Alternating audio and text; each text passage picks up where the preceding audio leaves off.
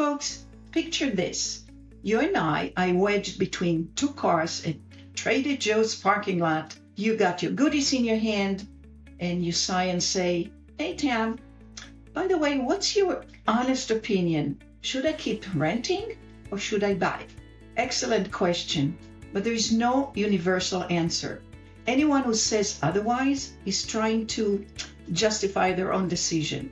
So let's talk about renting versus owning calmly and without pretending that one choice makes you a better adult.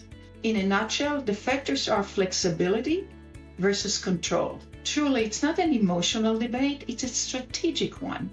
Renting buys you short-term flexibility. Owning buys you control and long-term security and wealth. Both cost money. Both have risks. Both can be smart if they align with your life. So what's the upside of renting? Number one, flexibility as a feature. In other words, renting allows you to change neighborhoods easily, follow jobs. If you have lifestyle shifts, it's a plus, and avoid being married to a property. In a city where traffic patterns changes faster than dating apps, flexibility has value. If you're early in your career or uncertain about location or even allergic to commitments, and there is no judgment there, renting can be the rational move. Number two, predictable monthly costs in the short term. Rent is rent. There is no surprise roof replacement, no plumbing emergency in the middle of the night, no thousands of dollars of sewer line replacement or foundation repairs. For budgeting clarity, renting is clean and simple. Number three, opportunity cost matters. You may ask, if I don't purchase, what would the down payment do elsewhere? Maybe your cash is better deployed in a business, or necessary investments, or liquidity for life flexibility or emergencies. Then renting may outperform owning for now. So what's the downside of renting? Number one, if rent goes up, you've got nothing to show for.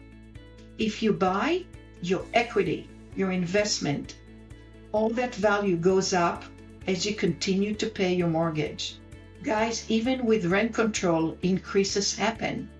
And every rent check you write builds somebody else's wealth. You're buying shelter, roof over your head, but not ownership.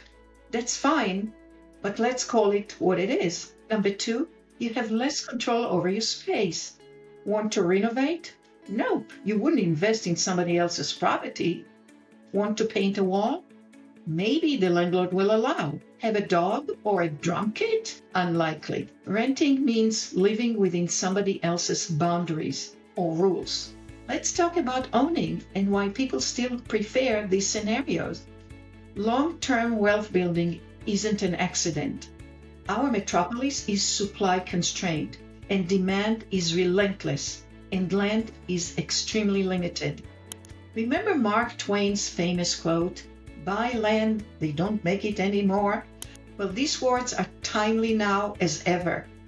And he said it some 200 years ago.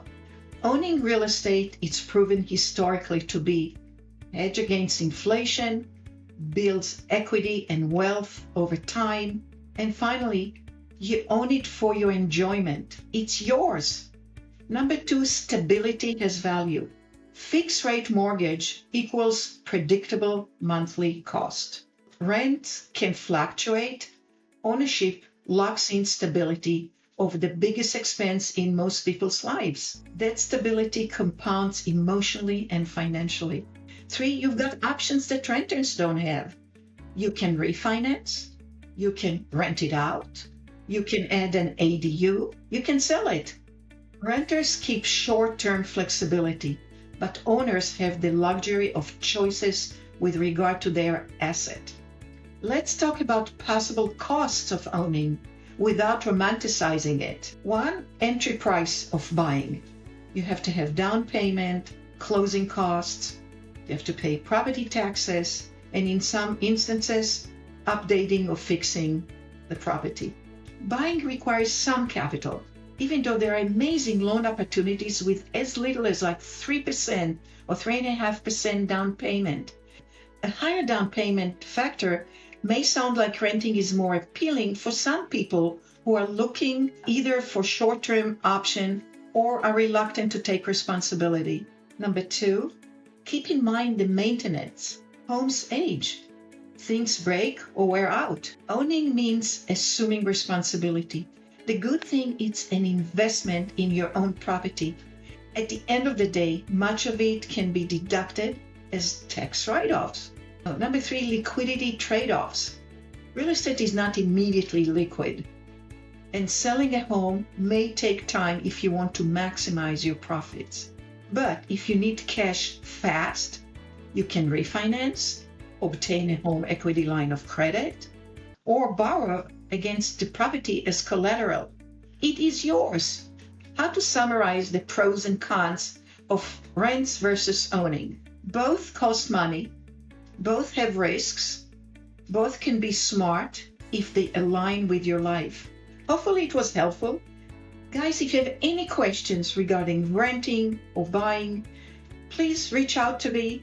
I'm there 24/7.